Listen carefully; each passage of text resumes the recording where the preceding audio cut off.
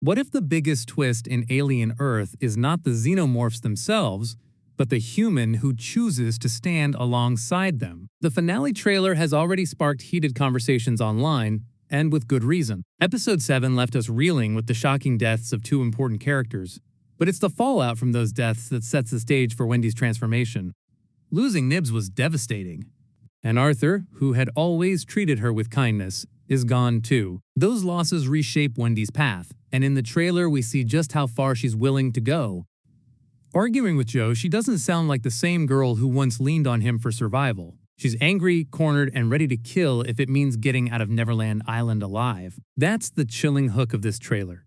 Wendy isn't just trying to survive anymore. She's trying to take control. Boy's reaction in the trailer drives this home even further. He's not in the thick of the chaos physically, but he's watching Wendy on the screen, and the look on his face tells us everything. For so long, Boy has believed he understood the rules of the game.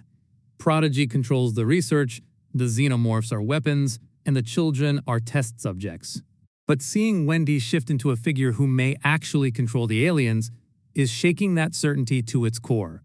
Episode 7 had already cracked his confidence when Ocellus revealed itself as part of an advanced civilization. Now, in the trailer, he's caught between awe, fear, and perhaps even regret. If Boy makes the wrong move in the finale, he may not only lose Prodigy's experiment, but also unleash a power he can't ever reel back in. At the same time, Dame's grief gives the story another emotional edge. Her connection to the children has always been genuine, even if filtered through Prodigy's twisted mission. Episode 7 reminded us of that when we saw how much she cared for Nibs. The trailer hints that she'll be carrying the weight of losing a child alongside her husband, and that kind of loss changes people. The question is whether it pushes her toward helping Wendy escape or hardens her into keeping Prodigy's mission alive. Dame could be the wild card in the finale, someone who has the emotional motivation to turn her back on the corporation if it means honoring the children who've been sacrificed. And then there's Kirsch. The trailer teases him shooting someone or something in the lab, but it deliberately keeps us in the dark about the target. Is it another researcher, one of the kids,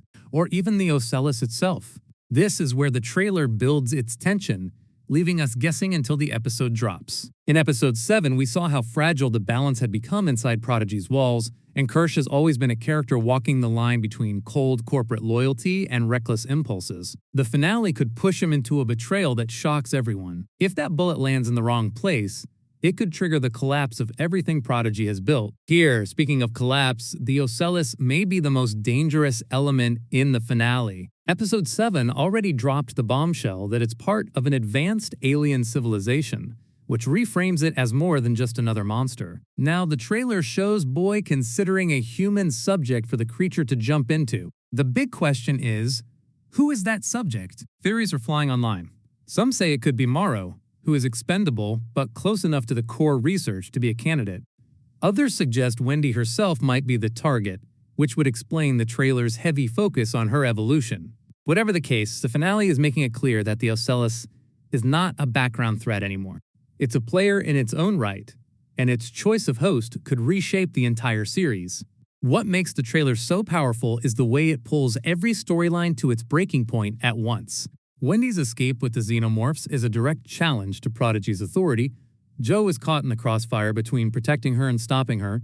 Boy is unraveling as his confidence in the corporation collapses, and Morrow is still desperately trying to get extraterrestrial samples into Weyland-Yutani's hands.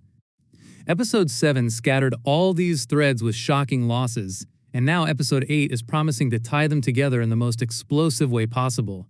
And let's not forget the bigger picture. For all the chaos of the finale trailer, there's a deliberate effort to keep some things hidden. We don't see the full scope of the Xenomorph attack. We don't know how far Wendy's control really goes. And the Ocellus lore, this new angle of it being tied to an advanced civilization, is left hanging like a blade over every character's head.